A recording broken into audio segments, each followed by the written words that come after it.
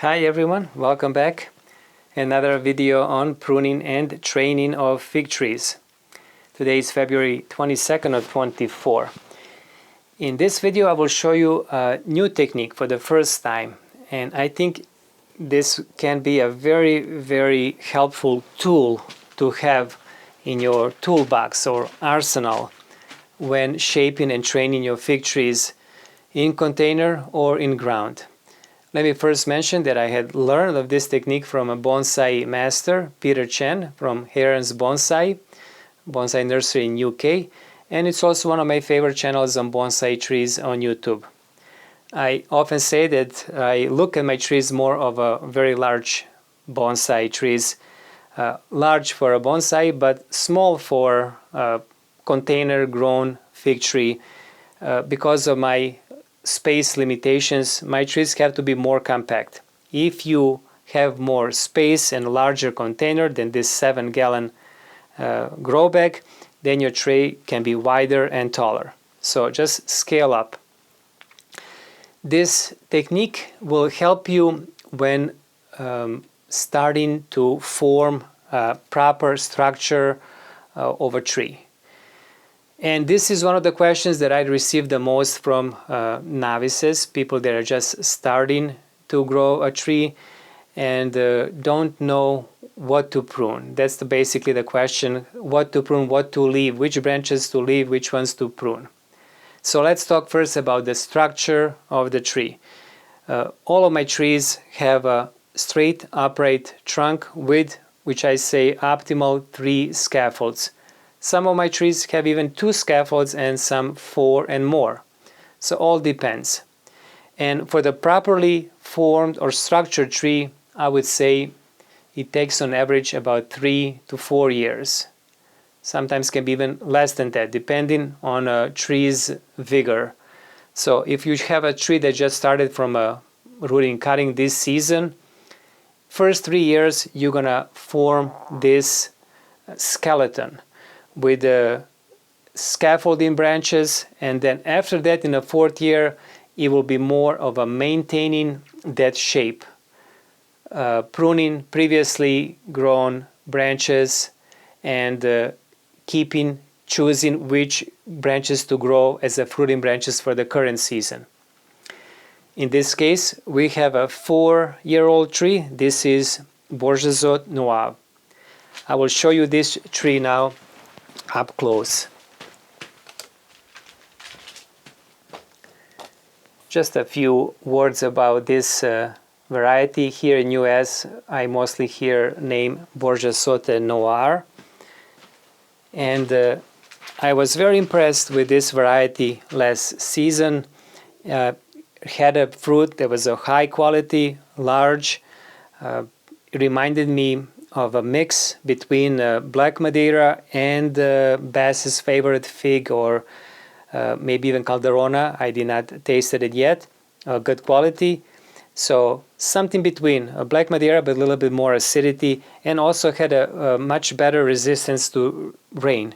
So in my opinion, a premium variety, and it's no wonder that this is a commercial variety in France. So let's take a look of this particular tree and its scaffolds. Counting from the bottom, 1st, 2nd, 3rd, and then 4th here. Let me turn it around so you can see from each side. Looking at this tree, it looks kind of a mess, kind of confusing when deciding what to prune now at this point. Some branches are obvious and some are kind of taking more time to decide. I always say do not rush with pruning branches. Take your time. If you're not sure, leave a tree alone and come back the next day or even next week if it's necessary, and you will have a better success on deciding with a fresh mind what to keep. First, when pruning, again, we're gonna choose and we're gonna prune the branches that we know for sure that are easy to see that we don't need them. On this tree, this small branch that grows straight up into the trunk. We don't need this one. Also this branch here that has two smaller ones on the top also grows towards the interior, so we can safely remove this first. When removing these branches, this will immediately open up the space, and it's now easier to see what next to prune. So always prune what's noticeable right away. Okay, now we're gonna look at what to keep in this case. So first one, the first scaffold, it grows right underneath this third and the fourth scaffold. This branch right underneath, and here this one over here. Obviously we do not need that branch in the back, that scaffold, so we're going to remove that. But if you are not sure what next to remove, let's talk about this very simple tool, and it's just a paper bag. So this involves paper bag. You can also use a cloth material, but in this case Peter Chen used a paper bag, and I have been using that, and it's quite successful. So we're going to cover the branches that we think that we don't need, and we're going to then see more clearly what to keep. In this case, this is a very nice scaffolding branch. It has two secondary branches, and now I can have fruiting branch from this point right there even to here if I want to. I wanted this to go a little bit more upright. Then looking at the top, again, a nice scaffolding branch, very thick, very strong. My fruiting branch will probably be at this point right here. However, I might even keep it now just to see if I'm going to have any fruit on this point right there. And then it has another secondary branch right there at the base. So obviously I'm going to need another branch here, fruiting branch at this space right here. So let's use this bag and see what can we do when deciding. How about this?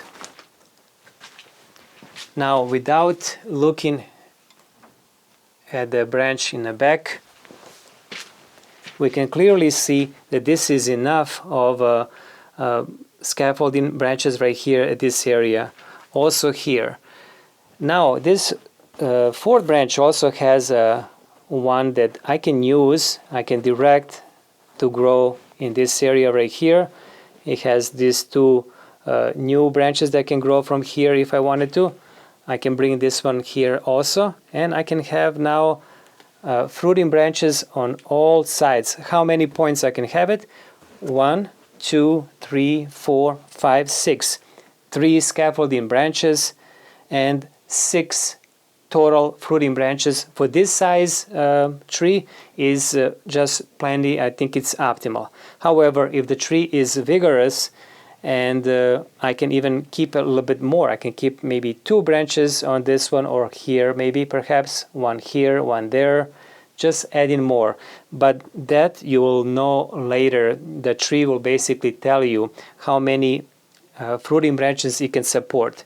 But I would say 3 scaffolding branches, 2 fruiting branches per each scaffolding branch. That's about 6, and that's about what I consider plenty for my size trees. Now I have also option to use this second scaffolding branch. However, it's already formed and it's quite hard here. It's lignified. I cannot move this branch obviously over here, so this one will be pruned.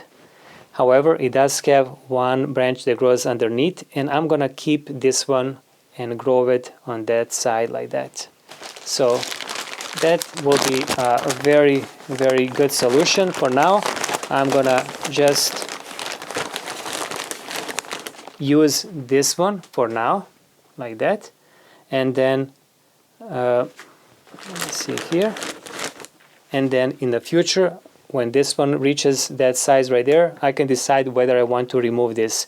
For now, I'm gonna keep both and then decide later, because I can choose which one is healthier, which one doesn't show FMV, for example.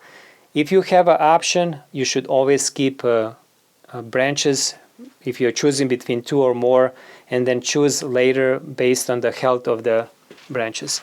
Now, what to do with the training here? This is just a basic, what I would do, perhaps just to move this branch maybe like that, so it grows a little bit closer to the trunk, not too wide.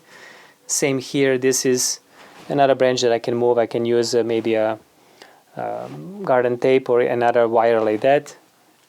And then for the back, I'm gonna prune now, since I know for sure that I will not need this.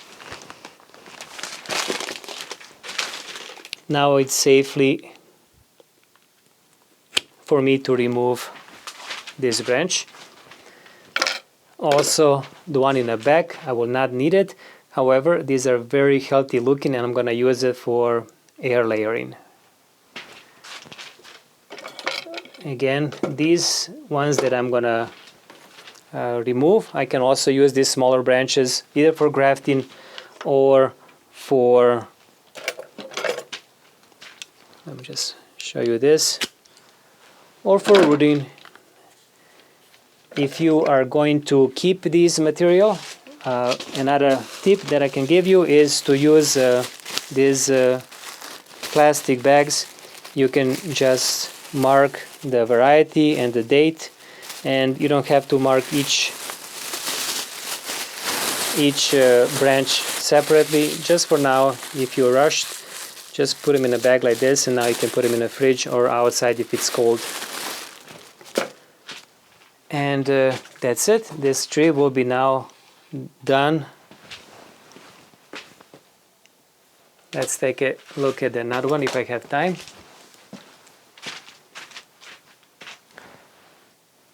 Yeah, I can also wire this one here just to move them more upright, but for now they are fine.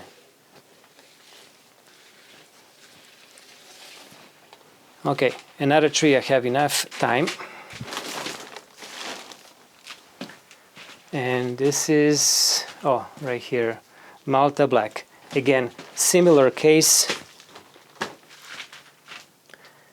4-year-old tree.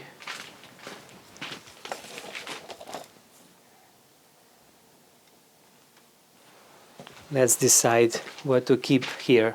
Again, looking at this structure, very nice trunk, has a very strong top scaffold, and then one that I was hoping to grow, and it did. So I'm gonna keep this first scaffold to grow uninterrupted for this season and probably next season, and then I'm gonna form fruiting branches in this area here, perfectly spaced from each other. Again, on this side here, I have already now this scaffold here, and I can choose now fruiting branches. However, this one also has, let's see if it has any breva. No, it doesn't have. So for now, I'm gonna just keep it as is. Possibly I can wire this branch right there just to direct it more towards here. But looking at this top scaffold, we can see that it has extra branches here on that side. And again, you can just use a paper bag, cover up, and now decide if this is plenty, and I think this looks good right there. I can have buds right there, and to choose a scaffolding or fruiting branches from this scaffold, or here I can even use that if I choose like that. It is just more visible. I think that this branch right there is just thicker, more healthier, so I'm gonna go with this solution right there. So paper bag, and then you can see more clearly what to keep.